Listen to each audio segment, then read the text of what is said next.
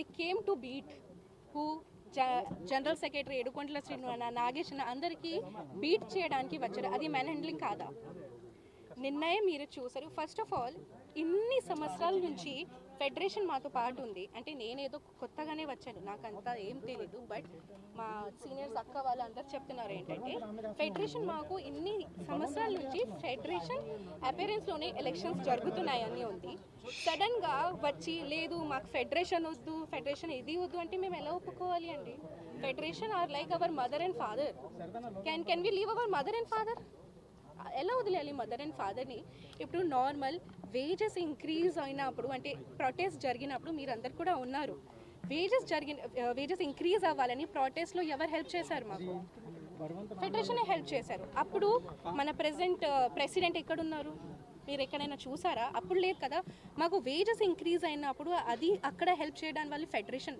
So మేము federation ఎలా వదిలేయాలి? అండ్ మేము ఏంటంటే వాళ్ళు తప్పు బయట పెట్టాము కాబట్టి రిజైన్ చేశారు. అసలు జనరల్ సెక్రటరీ అండ్ ట్రెజరర్ గురించి నేను మాట్లాడట్లేదు. ఒకవేళ తప్పు చేశారంటే ఖచ్చితంగా పనిష్మెంట్ ఇవ్వాలి. బట్ పాపం ఈసీ మెంబర్స్ తప్పు ఏంటి? ఈసీ మెంబర్స్ తప్పు ఉంటే మీరు తీసేయండి. వీళ్ళు వాళ్ళకి సపోర్ట్ ఎలా చేస్తారు మీరు చెప్పండి? ప్రూఫ్ ఉందా?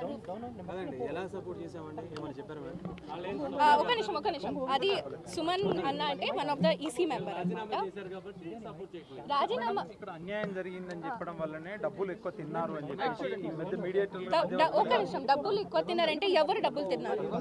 సెక్రటరీ అని పేరు చెప్పేసి. సో నేను సెక్రటరీ గురించి మాట్లాడట్లేదు ఇక్కడ. సెక్రటరీ ట్రెజరర్ గురించి తప్పు చేశారు, మీరు పనిష్మెంట్ ఇవ్వండి అని అంటున్నా. నేను ఈసీ మెంబర్స్ కూడా అదే అంటున్నామండి. మాకు కొన్ని కమిటీ మీటింగ్స్ అయ్యాయి. ఆ కమిటీ మీటింగ్ ఫుటేజ్ మీరు చెక్ చేయండి కావాలంటే. ఏ వీడియోలో కూడా ఈసీ మెంబర్స్ కమిటీ వాళ్ళు అన్యాయంగా తిన్న వాళ్ళకి సపోర్ట్ ఎక్కడా చేయలేదు. ఆ ప్రూఫ్స్ కావాలంటే బయట పెట్టమని చెప్పి గత 2 GB నుంచి అడుగుతున్నాం. ఆ ప్రూఫ్స్ బయటకు తీయండి అని చెప్పి. ఇంకొకటి చెప్పాలి ఏంటంటే నేను జనరల్ సెక్రటరీ తప్పు చేశారు, దట్స్ పర్ఫెక్ట్, టోటలీ పర్ఫెక్ట్. కానీ పాత మెటర్స్ ఎప్పుడు ఎందుకు తీస్తున్నారు? అది నా క్వశ్చన్.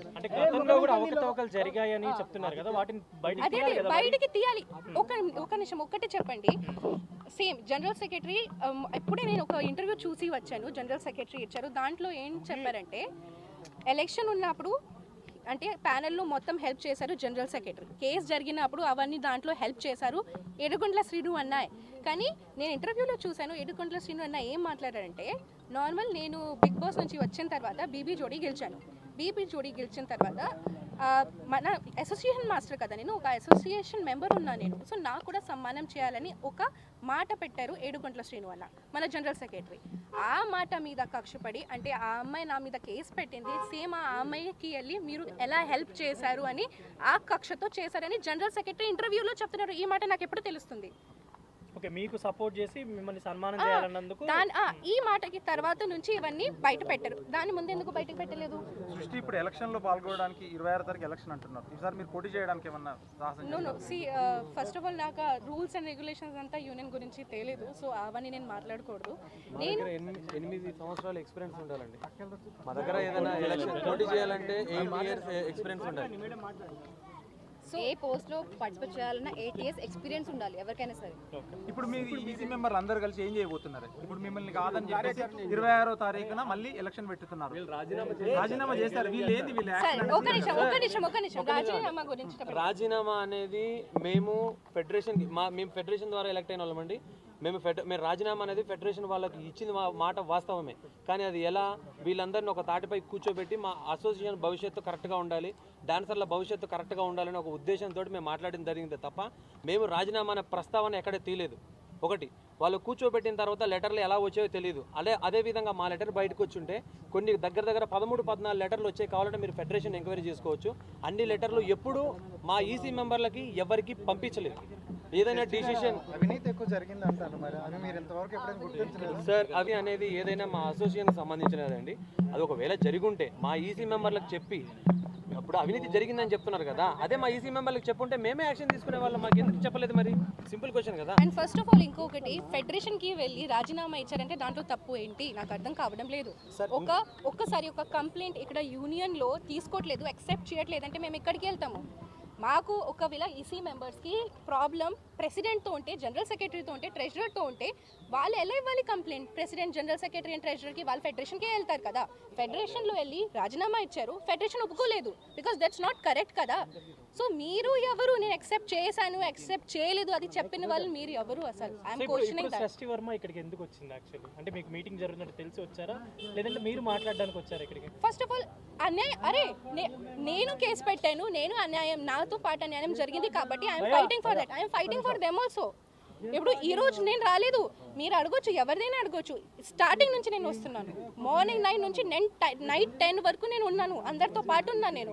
ఎందుకంటే మాకు అసోసియేషన్ సంబంధించింది వాట్సాప్ గ్రూప్ ఉంటుందండి. దాంట్లో ప్రెసిడెంట్ గారు సంబంధించి తనే మాత్రమే అడ్మిన్ ఉంటుంది. యూనియన్లో ఏం జరుగుద్దో మేడం గారు దాంట్లో అప్డేట్ పెడతారు. ఆ అప్డేట్ విషయం ఎందుకంటే మాస్టర్ దీంట్లో మెంబరు, నేను మెంబర్ని, తిను మెంబర్. సో మా మెంబర్స్ అందరికీ కంపల్సరీ తెలుస్తుంది. ప్రెసిడెంట్ గారు ఏం పెట్టినా వాట్సాప్ గ్రూప్లో తెలుస్తుంది. మేడం గారు అడ్మిన్ ఉంటారు. సో సిచ్యువేషన్ సార్ మా అసోసియేషన్ భవిష్యత్తు ముఖ్యమండి. Simple sir. ఏం చేయబోతామని అంటే మేము ఇది చెప్పలేమండి. ఎవరు రాజీనామాలు వాళ్ళు అలాగే ఉంచేశారు, మీరు 2 వర్గాలుగా చీలిపోయే అవకాశం ఉందా? సార్ వర్గాలు అనేది మేము ఎప్పుడు చీలిపోమండి. అసోసియేషన్ భవిష్యత్తు కలిసి పనిచేయడానికి మీ 100% ఇది మేము ఇప్పుడు కూడా రెడీ, బట్ మా ప్రెసిడెంట్ గారు రెడీ లేరు సార్. జరిగిన జనరల్ బాడీ ఎప్పుడైతే మేము గత నెలలో జరిగిన 14వ తారీఖులో మేము కలిసి పనిచేస్తాం అని మేము చెప్పడం మేమే జరిగింది. కావాలంటే వీడియో ఫుటేజ్ ఉంది, కావాలంటే మేడం గారిని అడిగితే వీడియో ఫుటేజ్ ఇస్తారు. మేము కలిసి పనిచేస్తామనే చెప్పాము, కానీ వాళ్ళే యాక్సెప్ట్ చేయట్లేదు. ఫస్ట్ ఆఫ్ ఆల్ అది నిన్నటి వరకు యాక్సెప్ట్ చేద్దామని వాళ్ళు వెయిట్ చేశారని చెప్తున్నారు. నిన్నటి వరకు యాక్సెప్ట్ చేయడానికి మేము రెడీగా ఉన్నాము, ఇప్పుడు మేము లేదు లేదు ఎప్పుడు యాక్సెప్ట్ చేయడానికి రెడీగా ఉన్నానని ఎప్పుడు చెప్పలేదు. నేను నిన్న కూడా ఎందుకు వచ్చానండి, నిన్న కూడా ఎందుకు వచ్చాను? సపోర్ట్ చేయడానికి నేను వచ్చాను. ఇప్పుడు కూడా బికాస్ ఫైనల్ గా చెప్పండి, మీరు ఈ కమిటీతో కలిసి పనిచేయడానికి సిద్ధంగా ఉన్నారు? సిద్ధంగా ఉన్నాను. ఆబ్వియస్లీ వాళ్ళు తప్పు, అరే మీరు తప్పు నాకు చూపిస్తే ఓకే, తప్పు చేశారంటే నేను పని చేయను. ఏం తప్పు చేశారు నాకు చూపించండి, ఏం తప్పు చేశారు. ఎందుకంటే ఇప్పుడు మీరే చూసారు నిన్న మాకు ఫెడరేషన్ వద్దు, మాకు ఫెడరేషన్ వద్దు, అంత హార్ష్ అంత రూడ్ గా బిహేవియర్ చేయడానికి అవసరం ఏంటి?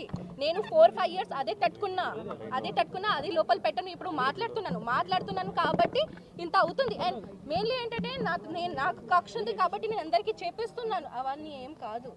ఇప్పుడు నిన్న మీ కొన్ని వీడియోస్ చూసినప్పుడు మీ వీడియో మీతో పక్కన శేఖర్ మాస్టర్ కూడా ఉన్నారు. ఆయన ఒపీనియన్ ఏంటి? ఇప్పుడు ఆయన ఒపీనియన్ మీరు నిన్న చూసారు కదా, ఓకే మాస్టర్ కూడా అదే అంటున్నారు.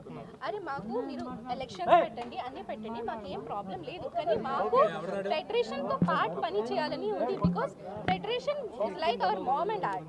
ఇన్ని సంవత్సరాల నుంచి ఫెడరేషన్ అపియరెన్స్ లోనే ఎలక్షన్స్ జరుగుతున్నాయి కాబట్టి అలాగే జరగాలి. ఫెడరేషన్ సహమతితో జరగాలంటే నేను అదే రిక్వెస్ట్ చేస్తున్నాను. నేను ఫెడరేషన్ కి కూడా నేను అదే రిక్వెస్ట్ చేస్తున్నాను. మా అందరికీ మీతో పార్టీ వర్క్ చేయాలని ఉంది. మీరు ఎలా అనుకుంటే అలాగే మనం చేద్దానికి రెడీగానే ఉన్నాం.